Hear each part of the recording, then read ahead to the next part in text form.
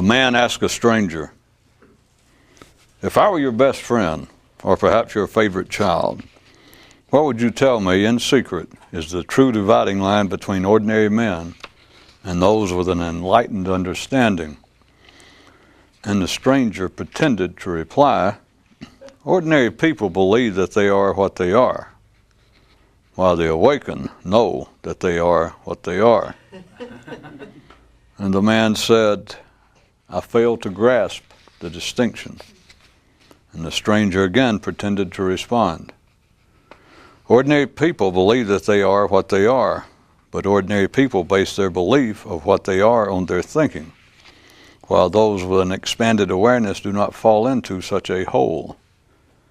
And the man said, "I must tell you that it still makes no sense to me." And the stranger pretended to offer this final comment. Ordinary people believe that they know what they are based on the fact that they all believe they know, based on the fact that all they believe they know comes from their thinking, while those who have realized the nature of the mind have discovered that nothing comes from thinking, and thinking comes from nothing. Thus, imaginary 4s and 5s have faith in their numerical solidity, while the unpretentious emptiness of 0 suffers from no bad dreams.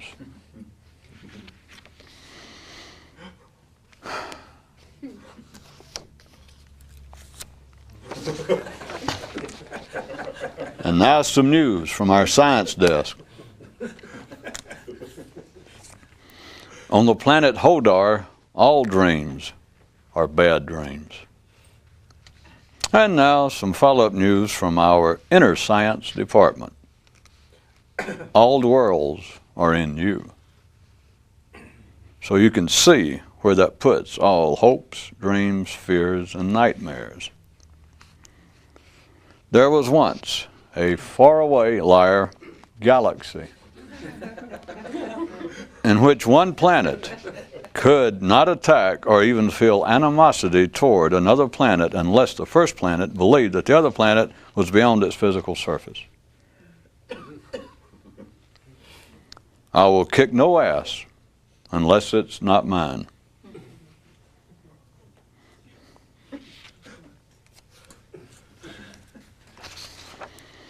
If you speak, you cannot speak of but one thing.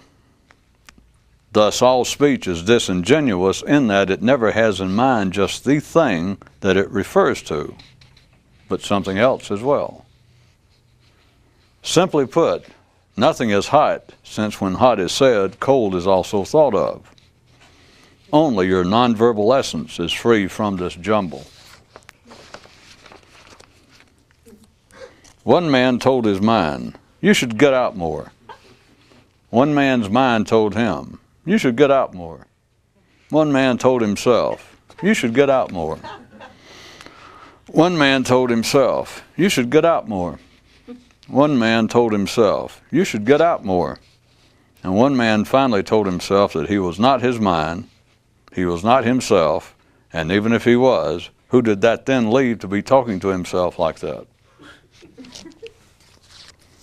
As one man sat alone, high up in a tree, he thought, "How strange that I'm here, not alone, but with me."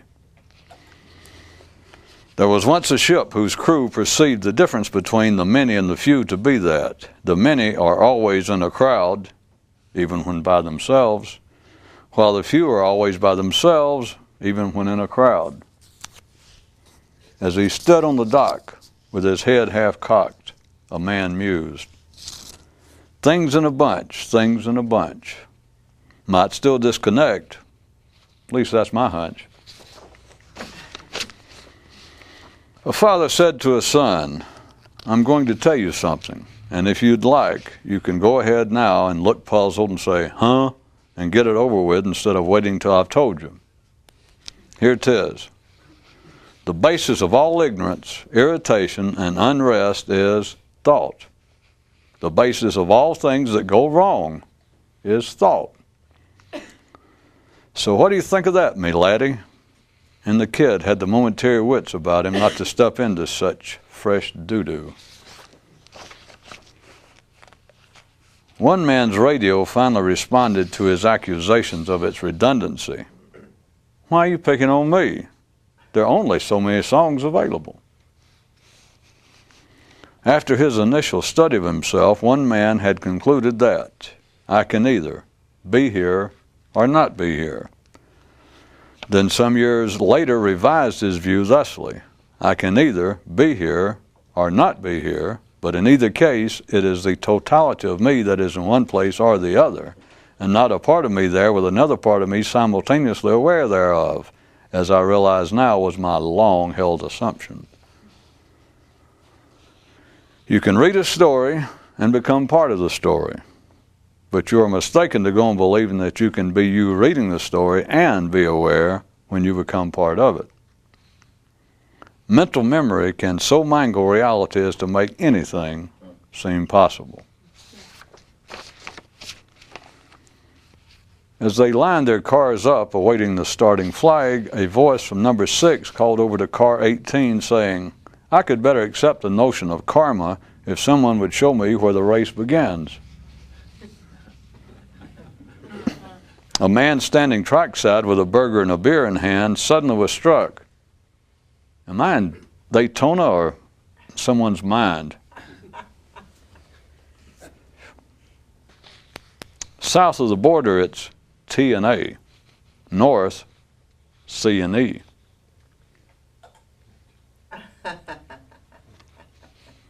I shot a philosopher into the air. He landed in my pants, and now he doesn't care. If you don't know how the track's laid out, it's impossible to know if you're getting anywhere or not. A lad asked his dad, can you be both mistaken and at the same time not mistaken? And he replied, can you be like a human with thoughts running through him? One man sent Life a letter suggesting that what had happened was that reality here had been constructed to be seen and experienced in 3D, and that for some reason Life had forgotten to issue men the special glasses needed to view it in its proper entirety.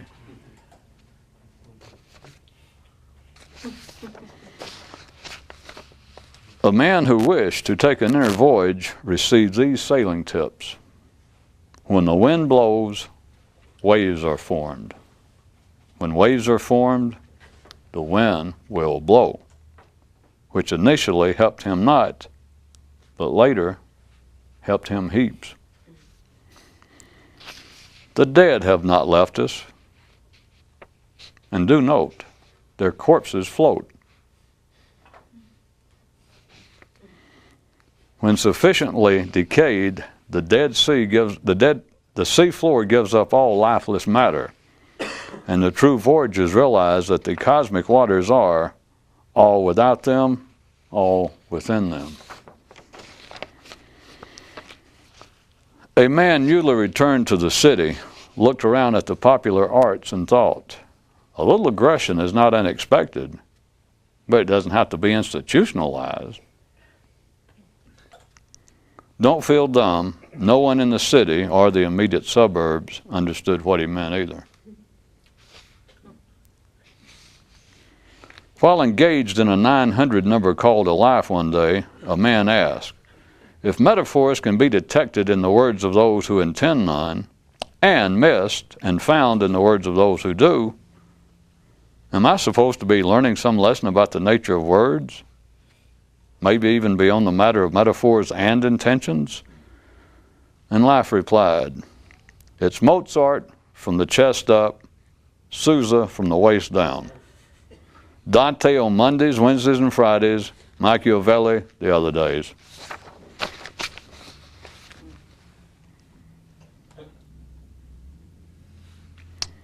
Headline, from one outstanding view, the following is true.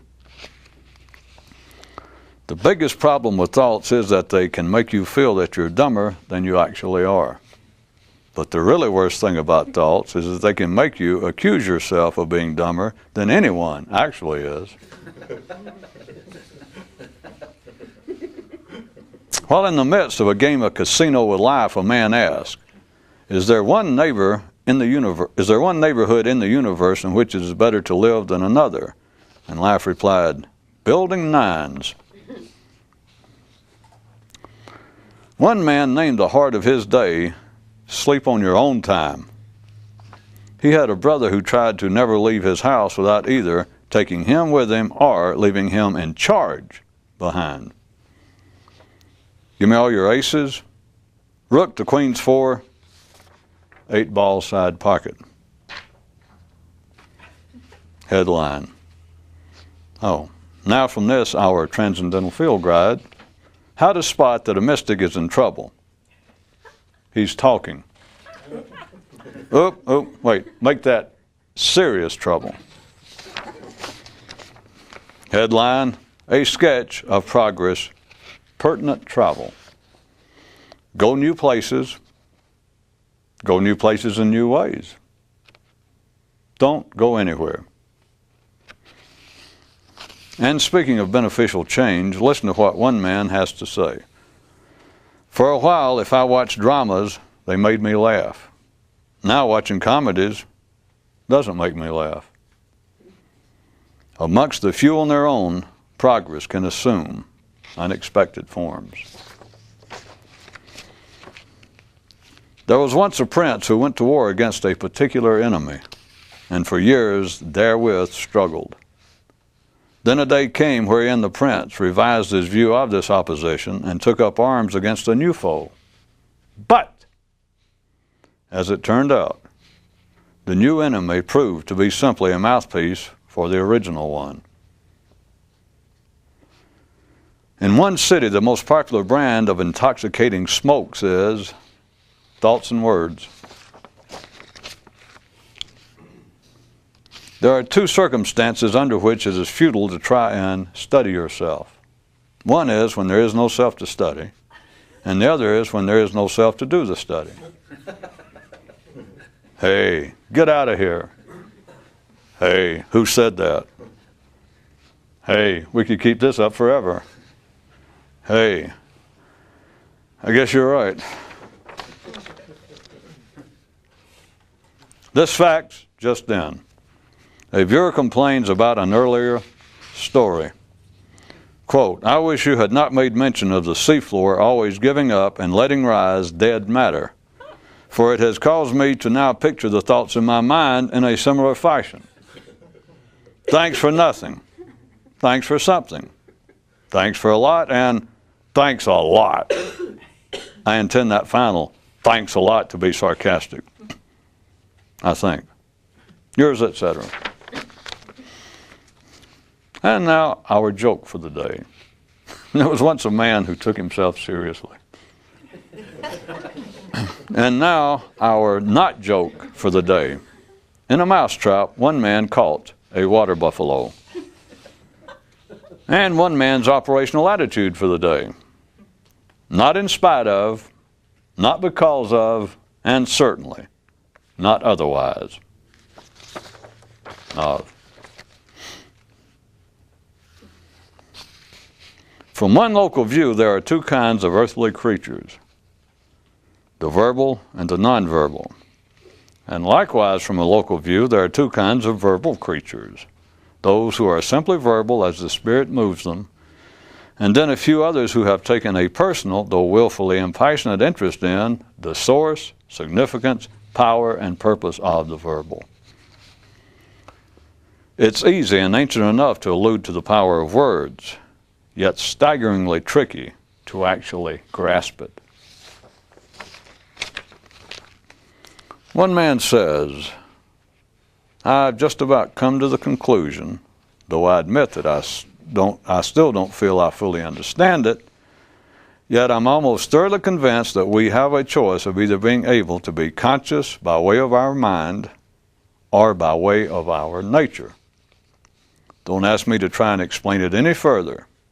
Right now, that says it all for me, and I don't want to try and push it past that. End quote. A stranger standing near where the road appeared to begin said to a man newly arrived who seemed ready to step thereon, You might watch out for the fact that for the first few miles, you think you know where you're going. Then you become less certain. Then after that, you again believe that you see where you're headed. But this time, well, this time it's not quite the same. And the man bent down and pretended he needed to retie his shoes as he quickly tried to process what he had just heard. A man soaring up a mountain on his surfboard sang to himself, "Directions, directions, soothe mental infections, but being told where to go, if you accept it as so, will give you athlete's foot in a place you never expected."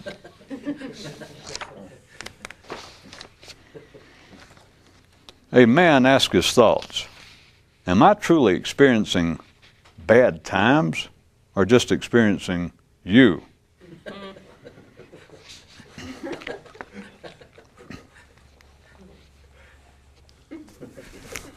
The neat thing about asking thoughts questions such as that about themselves is that they will answer you. The non-neat thing about asking thoughts questions such as that about themselves is that they will answer you.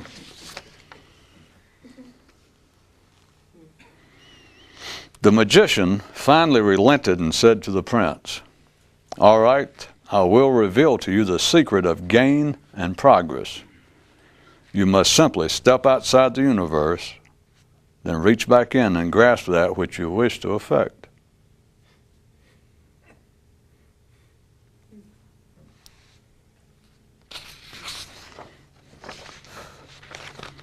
There is a trip you can make that will take you so far past others that you can forget this is a spherical world. Thieves of limited intelligence like to speak of humility as a salve for having their hands cut off. An elephant once invited a mouse to his house for tea and conversation, then proceeded to try and awaken the rodent to the nature of reality. But a reality that perforce had to conform to elephant speak. Later, the mouse noted that notwithstanding the pachyderm's worthy intentions, he had had more meaningful dialogue with his own kind, which is to actually say, it seemed to better define reality, that is, from a rodent view, while yet being without meaning, which is to say, it presented nothing new and potentially unsettling.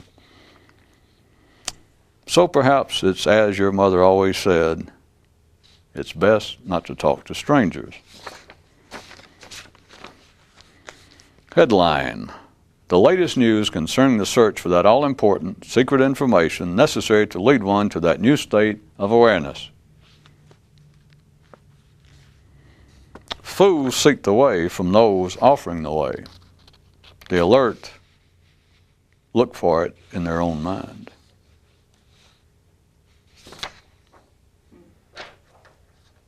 One man was suddenly caught where he didn't belong, and as the light was shone on him said, "I know how bad this looks for me." But he didn't truly know, for if he had, he wouldn't have been there to begin with, would he? With the few, it matters little where you physically may be. No, that is seldom the basis for any of the concerns that follow the few about. Of course, I'm being literarily lenient here. Concerns do not follow the few about, but rather are dragged along by them. And now for tonight's jungle quiz. What is the difference in an ordinary man being stalked by a ferocious beast and a more inquisitive one being forced into involuntary guffawing when confronted with melodramatic representations of the lamentable human condition? In a partially pertinent medical area, you might care to note that perhaps the worst affliction to which the few may succumb is in having a headache for which no cause can be seen or even imagined that is distinguishable from the pain itself. To be in better health is to be both doctor and patient. To be in better spirits is to merge your accuser and the object of his condemnations. One stranger describes it thusly: becoming a living, breathing, alert corpse. Today's reminder of the day.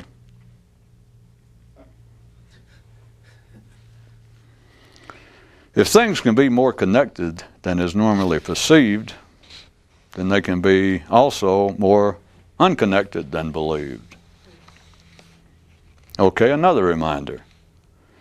The ordinary are stuck with accepting only what they define as the truth, while a man who has seen for himself the nature of the mind knows for a fact what an illusionary crop men harvest and on which trust their future. But we cannot overlook this look at neural nourishment's preparation. If tomorrow is never to come, then what's put up is moot. Headline: down on the farm and elsewhere. A man asked a stranger, "What is the best way to go about seeing in life those things to which the ordinary mind seems blind?" And the stranger replied, "As you look, record what you see impassionately, then think about it. Except when I say think about it, delete the word think from the sentence, and then you've got it." A man asked his county agent, "If thoughts are the only crop harvested here which are not planted here," and the bureaucrat abruptly interrupted, "If you're going where I think you're going with that, save your breath. That's the kind of question that must be directed to someone outside the civil loop and official party line." Inquired of a stranger, perhaps a stranger in you, one who can think about it while exorcising think from the effort.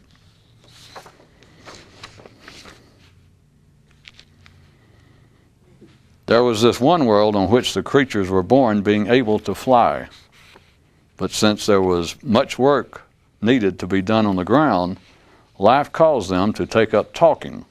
And sure enough, once they got around to giving a name to flying, they were well welded to terra firma.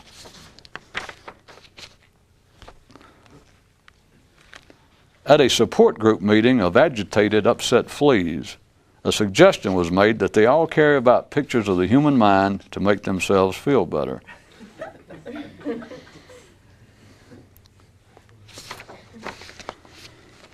Anyone who can speak seriously with an ordinary man has the symptoms of rigor mortis without the declaration of death. Yet,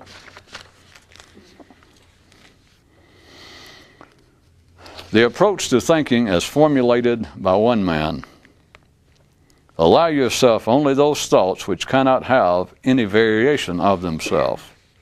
In other words, for instance, think only of color if you can limit your thoughts to one color and no more. You know what I think? You want to know? You want to know? I think that's a trick approach. That's what I think. The placard outside the lecture hall announced the night speaker's topic as the final word on the human mind. And at the specified hour, he commenced his commentary with these words: "I will this evening reveal to you, describe to you in one word, in one single word, mind you, the full nature of the mind. In one word." And here it is: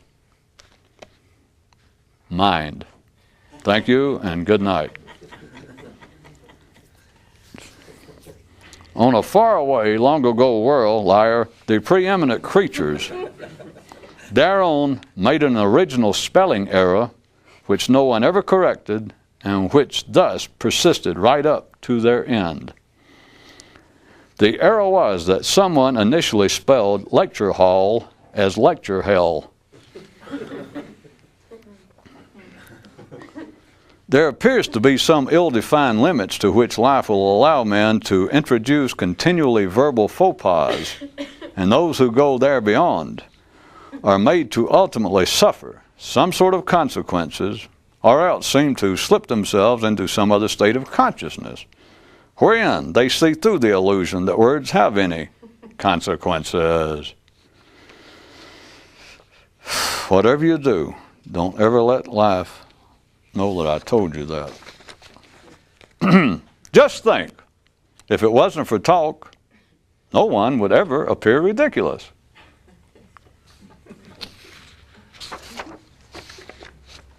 As the vehicle appeared to roll along, a man appeared to look out a window and ask, "How many times can I be awakened before I am awakened?"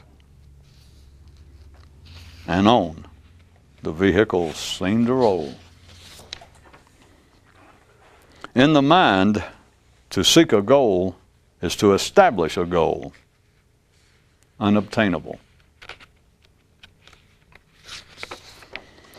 Everyone has a radio that picks up broadcasts on a delayed basis.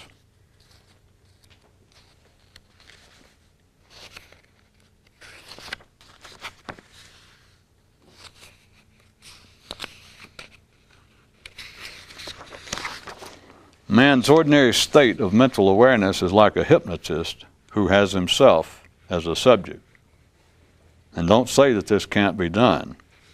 In show business, anything is possible. Yet another way of looking at it. The struggle to awaken is like the unauthorized beating up of yourself. Only those satisfied with sickness are interested in caring for the sick. And in another universe, several well-known institutions said, "Well, I guess that about takes care of us." Headline, "Counting Humans, Counting Humans." Man is not two of anything. And finally, a boy asked his father, "Would shit still stink if we didn't have a word for it?" "Yes, but not as bad."